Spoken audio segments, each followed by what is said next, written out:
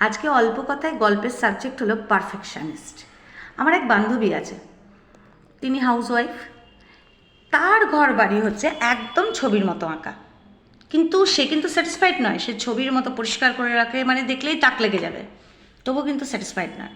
আর তার যে বাচ্চা কাচ্চারা আছে, তারা যদি এপাশ থেকে ওপাশ জিনিস করে, সঙ্গে সঙ্গে তাদের কপালে জোটে মার।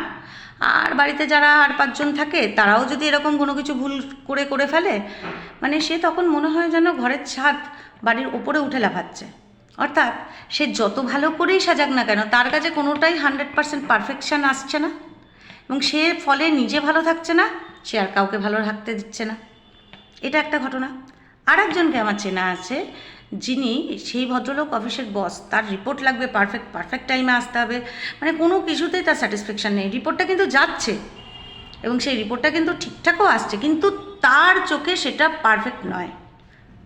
অর্থাৎ যারা পারফেকশনিস্ট হতে চায়, তাদের কাছে কিন্তু কোনো কিছু স্যাটিসফ্যাক্টরি হয় না। আমার ঘর বাড়ি ছবির মতো না হোক, মোটামুটি পরিষ্কার থাকলো, বন্ধুবান্ধব এলো, আমি তাদের সাথে এনজয় করলাম, এটা অনেক দরকার বেশি।